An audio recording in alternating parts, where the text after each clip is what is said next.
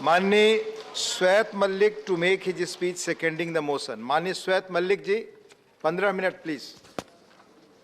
माननीय उप सभापति जी, मैं आपका आभारी हूं कि महामहिम राष्ट्रपति जी के जो अभिभाषण दोनों सदनों के सदस्यों के समक्ष हुआ, उस पे बोलने के लिए आपने और मेरी पार्टी ने मुझे सुअवसर प्रदान किया है। जो महामहिम राष्ट्रपति जी ने हमारे युग पुरुष, ओजस्वी, तपस्वी, जो हमारे यशस्वी प्रधानमंत्री नरेंद्र मोदी जी की सरकार है, उसके प्रति जो उन्होंने उपलब्धियों के बारे में बात की है, तो मोदी जी के बारे में मैं यही कहूंगा कि मंजिलें उनको मिलती हैं जिनके सपनों में जान होती है। मंजिलें उनको मिलती हैं जिनके सपनों में जान होती है। पंखों से कुछ नहीं होता, हौसलों से उड़ान होती है। और जो मोदी जी के ऊपर आगे मैं बोलूंगा कि मोदी सरकार के बढ़ते कदम, काम ज्यादा बातें कम, ये मोदी जी की उपलब्धियां हैं।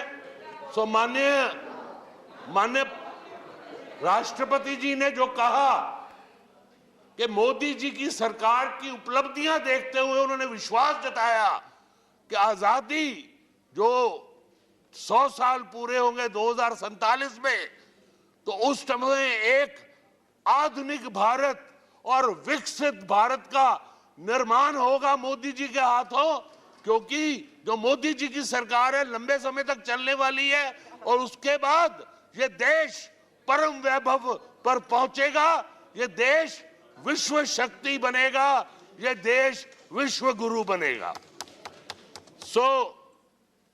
जब हमारा देश जब आजाद हुआ 1947 में, तो जो सैकड़ों वर्ष तक आजादी का संघर्ष चला, तो उसमें हजारों देशवासियों ने अपनी प्राण न्यौछावर कर दिए, लाखों ने, और लंबा संघर्ष चला।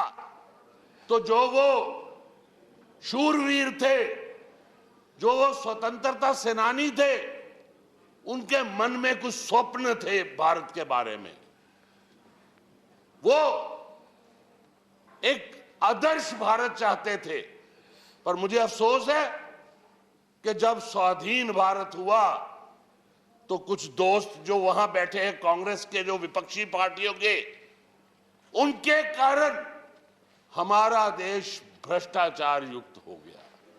हमारा देश पराधीन हो के रह गया। वो जो आजादी थी हमें मिली नहीं। मैं तो ये कहूंगा कि देश सही मायने में दोबारा आजाद हुआ तो वो 2014 में मोदी जी की सरकार बनने पे हुआ। आपने खुद देखा कि जो भ्रष्टाचार था पिछली सरकार का, वो दीमक बन के इस देश को चाट गया। और उसका ही कारण था कि देश ने एक बहुत बड़ा बदल किया, क्योंकि मिलीजुली सरकारें बनती थी। आम आदमी की मानो उस कांग्रेस की और मिलीजुली सरकारों ने रीढ़ की हड्डी तोड़ दी थी। तो आम आदमी जागरूक हुआ और आम आदमी ने निर्णय लिया कि दशकों के बाद एक पूर्ण बहुमत की सरकार वो बनाएंगे। और वो पूर्ण बहुमत की सरकार, उन्होंने ये देखा, जो मोदी जी की एक मुख्यमंत्री के कार्यकाल की उपलब्धियां थी, ना भ्रष्टाचार करूंगा ना करने दूंगा।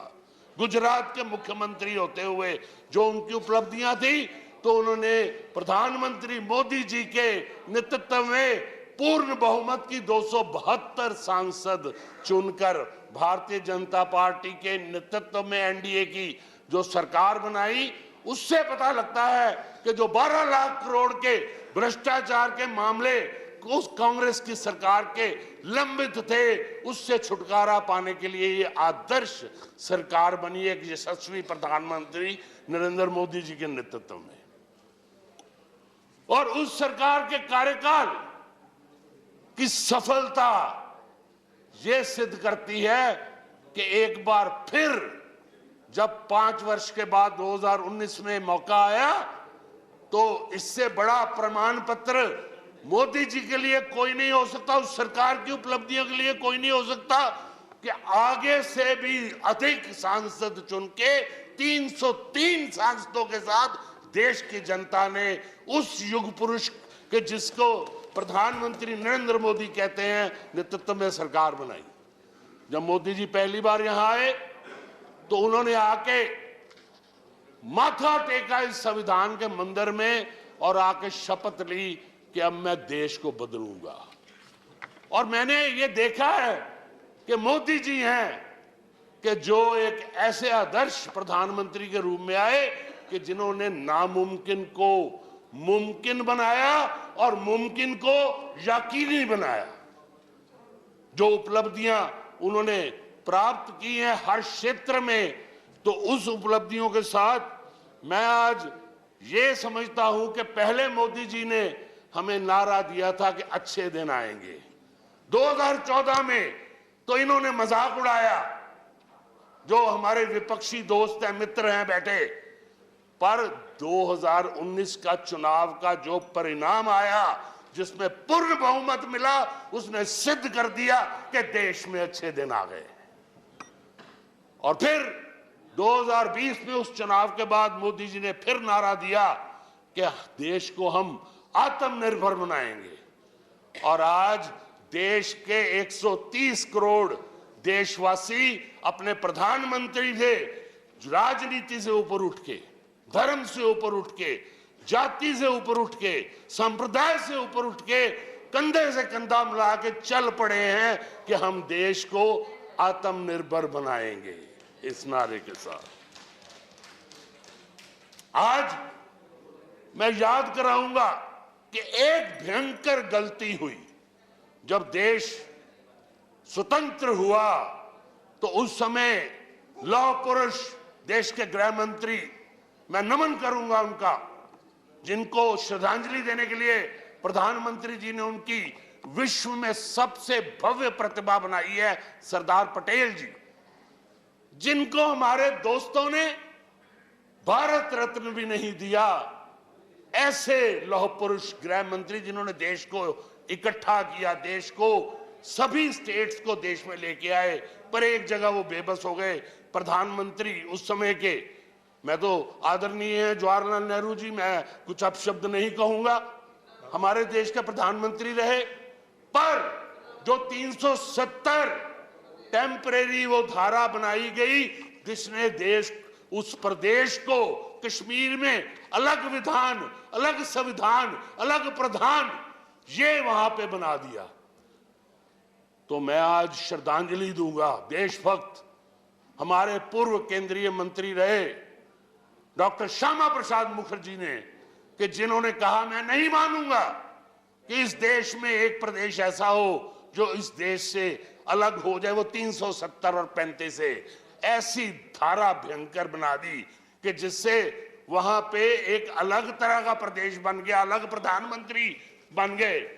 तो उस समय डॉक्टर श्यामा प्रसाद मुखर्जी जब निकले तो उस प्रदेश में जाके उन्होंने शहीदी दे दी, प्राण न्यौछावर कर दिए, और उन्होंने उस दिन बीज बो दिया जो वट वृक्ष बनाया किसने? प्रधानमंत्री नरेंद्र मोदी जी और हमारे गृह मंत्री श्री अमित शाह जी ने, कि आज 370 और 35A को आप देखिए निरस्त कर दिया।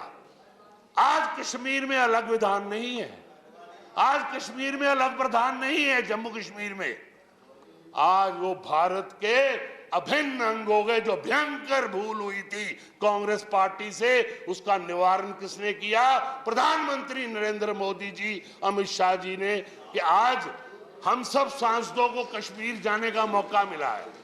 हम पीछे गए वहां पे, और जब जाके वहां देखा, हम पीछे गए थे, हमारी कमेटीज की मीटिंग हुई है, कांग्रेस के मित्र भी और दूसरी पार्टियों के मित्र भी बहुत संख्या में थे, हजारों सेना जो सैलानी थे।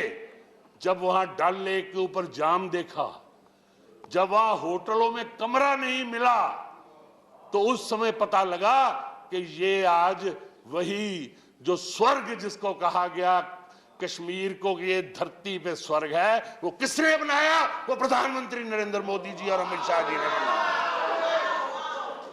सो आज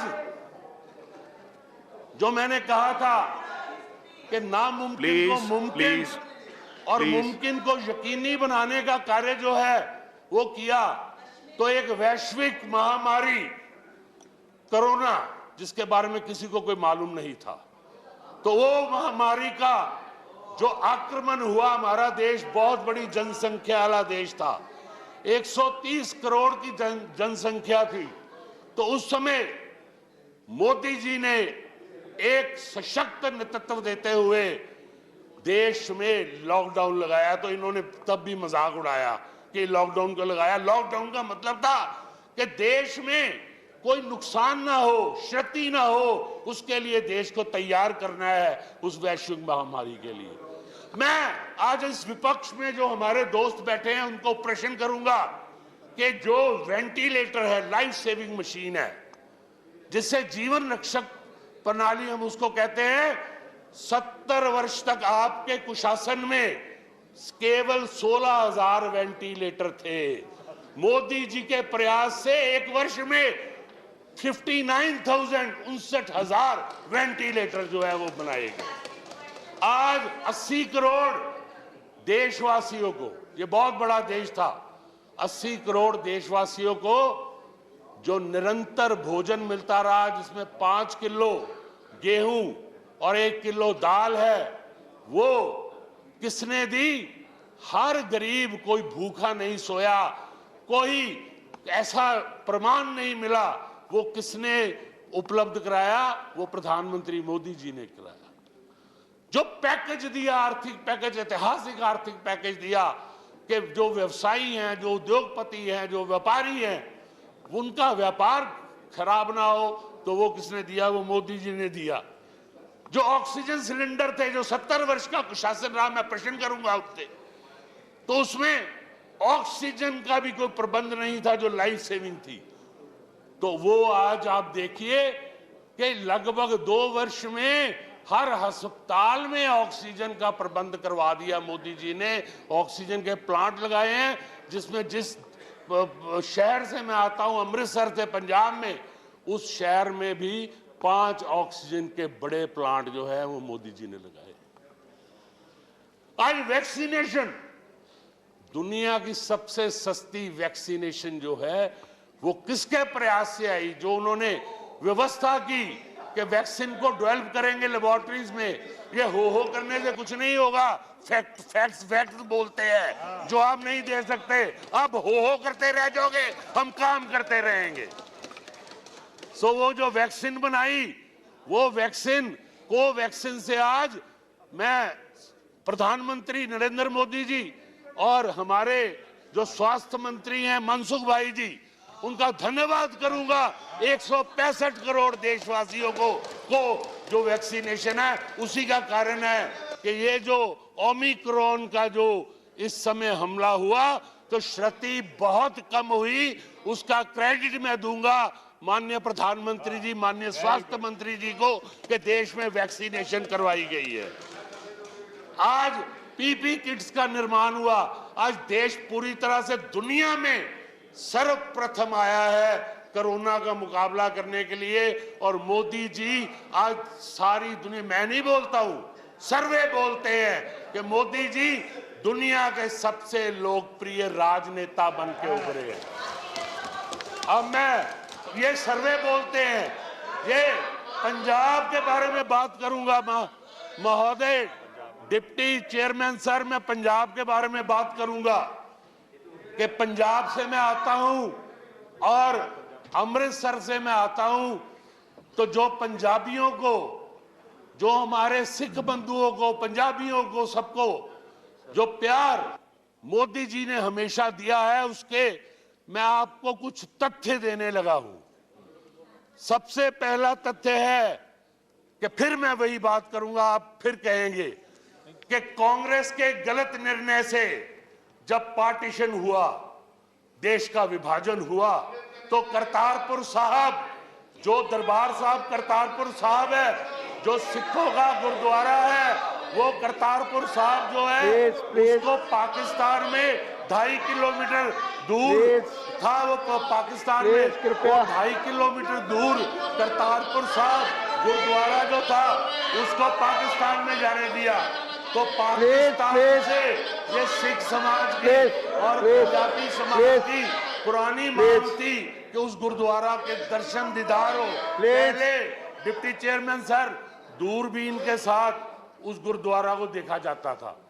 जो श्रद्धालु थे वो किसी राजनीतिक पार्टी के नहीं, सभी श्रद्धालु ये कहते थे कि हमें खुले दर्शन दीदार हो दरबार साहब करतारपुर साहब के।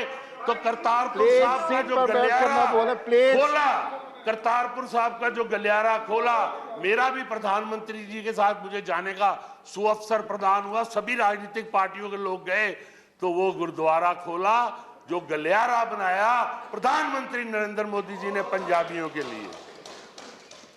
आज जो हमारी लंगर प्रथा है, पंगत जो हमारे गुरु साहिबान ने हमें दी है, जो विश्व में प्रसिद्ध है, श्री हरमंदिर साहब में और सभी गुरुद्वारा है, मंदिर है, वहाँ लंगर लगता है।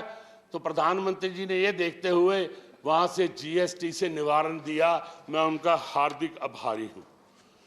मैं एक और प्रश्न करूंगा, मुझे उत्तर दें कि Indian institute of management, seat पर बैठ करना बोले, Indian institute of technology, Indian institute of technology, आपको मौका मिलेगा, आप बोले एम्स है, चेयरमैन सर, जो एम्स है, आईआईटी है, आईएम है, ये हमारे उच्च शिक्षा संस्थान है जहां से देश का विकास हो रहा है, जहां से देश विकसित हो रहा है। आज पंजाब को 70 वर्ष के बाद, पंजाब को 70 वर्ष के बाद पहली बार अमृतसर में Indian institute of management Modi ji ने दिया।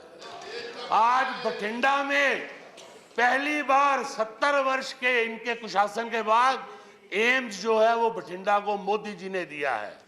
आज आईआईटी पंजाब को पहली बार Indian institute of technology Punjab को मोदी जी ने दी है। आज सेंट्रल यूनिवर्सिटी पहली बार पंजाब को मोदी जी ने दी है। सो मैं ये समझता हूं कि आज आपने क्यों नहीं दी, आप 70 वर्ष तक आ रहे, अब इसके बाद ब्लैक लिस्ट, एक काली सूची बनी थी। विपक्ष का ये जो रवैया है, क्या वो चाहेंगे कि जब वो बोले तो हमारे भी सांसद इसी प्रकार का अपील करता हूं कि आपको मौका मिलेगा। बहुत अच्छी डिबेट चल रही है, सब में एक दूसरे को सुनना चाहिए और जब उनका टर्न आएगा वो उसका रिबटल कर सकते हैं। अगर आपका टर्न पे आप रिबटल कर सकते हैं, लेकिन इस प्रकार का रवैया दोनों तरफ से हो सकता है। अब जो पंजाबियों की सर ऐसे है कि काली सूची बनी थी। बात सुनी जाए, मैं जानकारी दे रहा हूँ। प्लीज एक मिनट, हम आपका सम्मान करते हैं, पर ये धन्यवाद प्रस्ताव पर चर्चा हो रही है। मैं जानकारी दे रहा हूँ होगा और कोसा जो जिन्होंने देश का निर्माण किया है, तो यहाँ हमारे सदस्यों को भी आपत्ति है। मैं जानकारी दे रहा हूँ, अगर प्लीज जानकारी दे रहा हूँ। एक मिनट प्लीज आप अब अपनी जगह बैठे, प्लीज कृपया मेरा आग्रह है सबसे, माननीय नेता, प्लीज आप सब अपनी जगह बैठे, प्लीज 1 मिनट।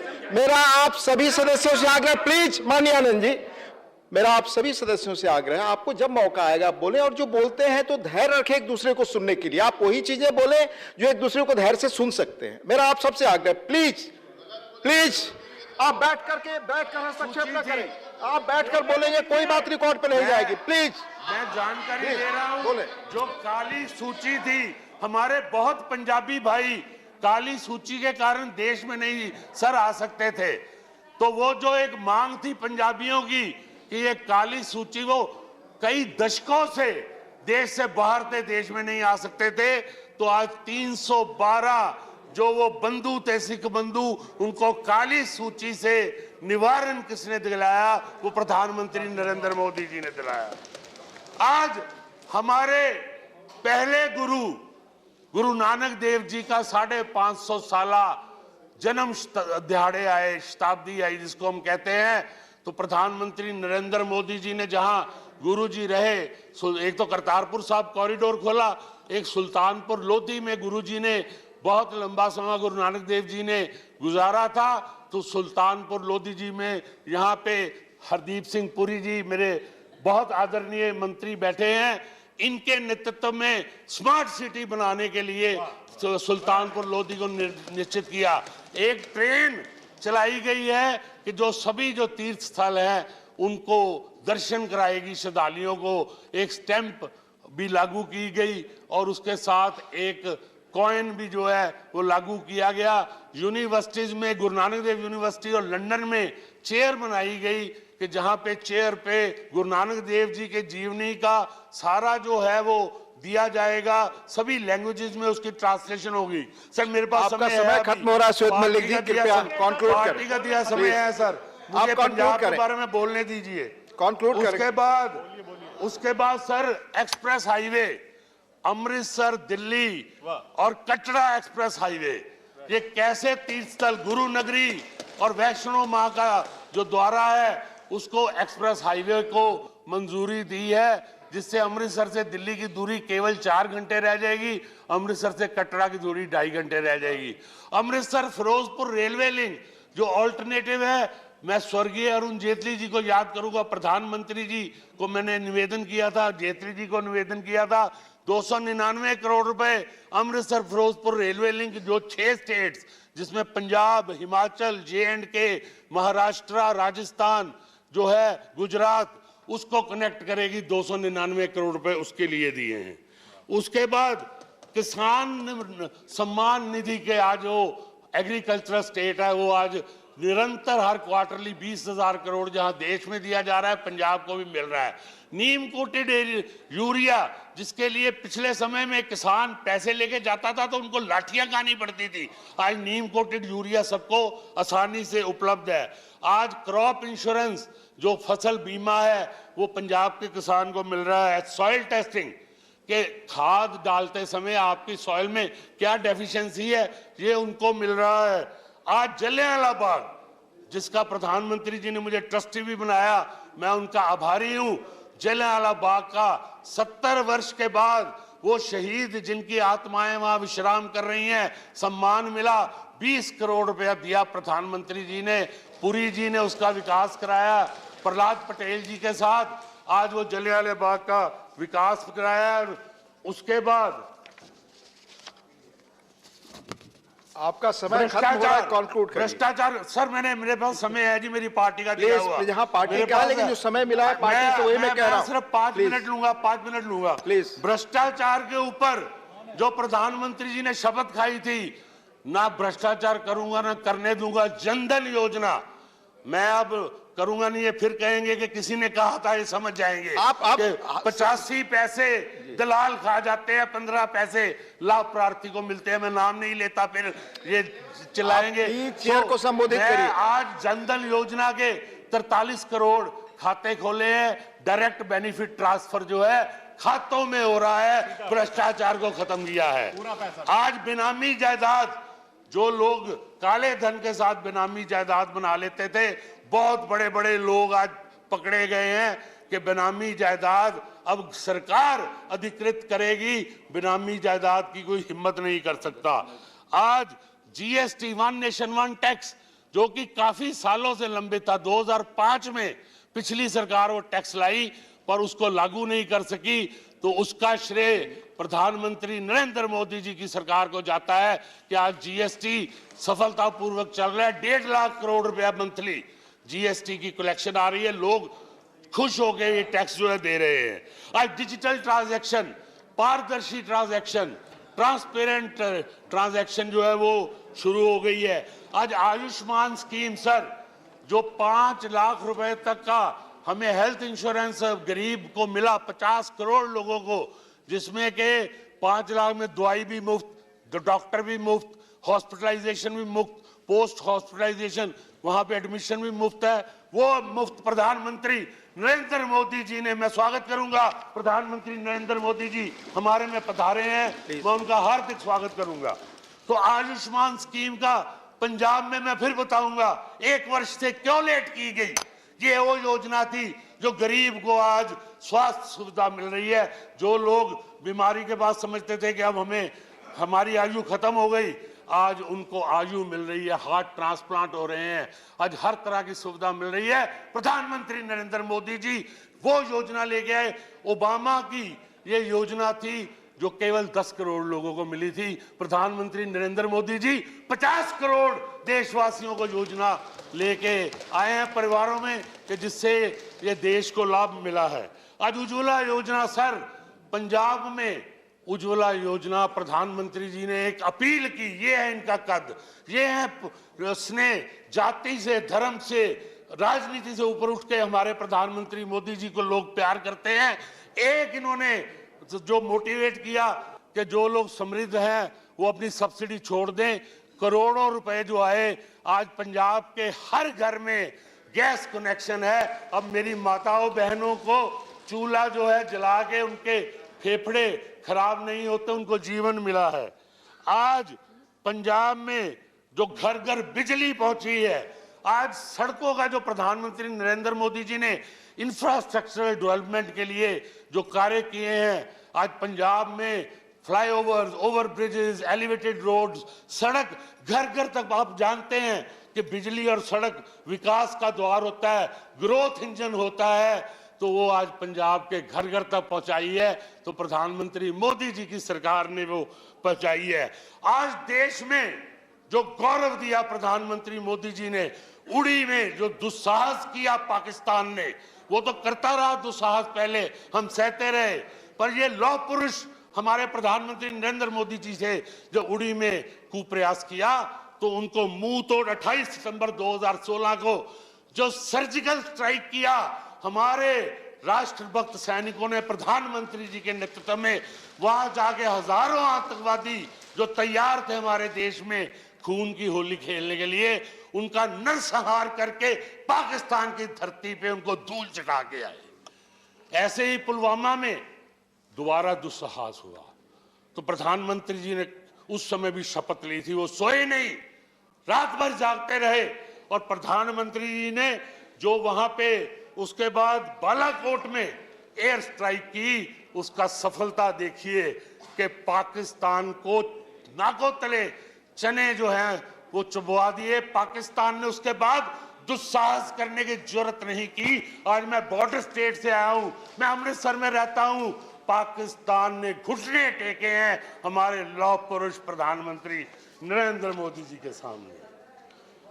आज मोदी जी ने ऐतिहासिक कदम उठाया कि स्वर्ण समुदाय हमेशा कहता था कि हम आर्थिक रूप से कमजोर हैं, हमें सुविधा नहीं मिलती, हमारे बच्चे पढ़ नहीं पाते हैं, टैलेंटेड बच्चे मेरिट के ऊपर नहीं पढ़ पाते। बिना किसी छेड़छाड़ किए हमारे प्रधानमंत्री नरेंद्र मोदी जी ने 10% आरक्षण जो है वो स्वर्ण समुदाय के आर्थिक रूप से पिछड़े लोगों को दिया है, जो एक स्वर्णिम उपलब्धि है। और एक और मैं बात करूंगा कि सैकड़ों वर्षों से इस देशवासियों की मांग थी राम मंदिर की, कि रामलला का मंदिर बनाना है, तो उसके बारे में संघर्ष भी हुआ, शहीदी भी हुई।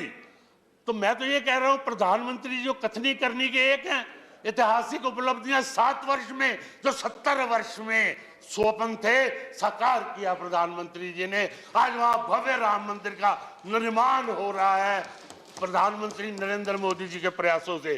3 तलाक जो महिला शक्ति के ऊपर अपमान था, माननीय मल्लिक जी अब खत्म करें, पार्टी ने जो समय आपको दिया था वो खत्म हो रहा है, प्लीज प्लीज खत्म करें। करूंगा 5, अब मैं कंक्लूड कर रहा हूं। 3 तलाक, जो 3 तलाक की कुप्रथा चल रही थी, महिलाओं का शोषण हो रहा था, हमारी बहनों का शोषण हो रहा था, उस समय भी हमारे दोस्तों ने विरोध किया, पर प्रधानमंत्री नरेंद्र मोदी जी विरोध नहीं देखते हैं, वो संकल्प करते हैं, संकल्प पूरा किया और 3 तलाक जो है वो 3 तलाक की कुप्रथा को खत्म करके महिलाओं को छुट्टी, उससे आज छुटकारा दिलाया। आज रेलवे है, मुझे याद है मैं जापान में काम करता था, तो मैं 6 वर्ष जापान में इंजीनियर रहा, तो बुलेट ट्रेन में सफर किया। कब? 1987 में। तो मैं समझता था कि हमारे देश में कब आएगी। किसी में इच्छा शक्ति नहीं थी कि बुलेट ट्रेन आ सकती है। किसने इच्छा शक्ति जिताई? 2014 में प्रधानमंत्री conclude करें, माननीय नरेंद्र मोदी मल्लिक जी। बुलेट ट्रेन लेके आए, Please तेजस conclude करें। लेके आए, गतिमान लेके आए, और उसके Conclude। बाद आज मैं फिर से ये रिपीट करूंगा कि मंजिलें उनको मिलती हैं जिनके सपनों में जान होती है। मोदी जी के ऊपर मंजिलें उनको मिलती हैं कि जिनके सपनों में जान होती है। पंखों से कुछ नहीं होता है, हौसलों से उड़ान होती है। नमन करता हूं प्रधानमंत्री नरेंद्र मोदी जी को। धन्यवाद। धन्यवाद।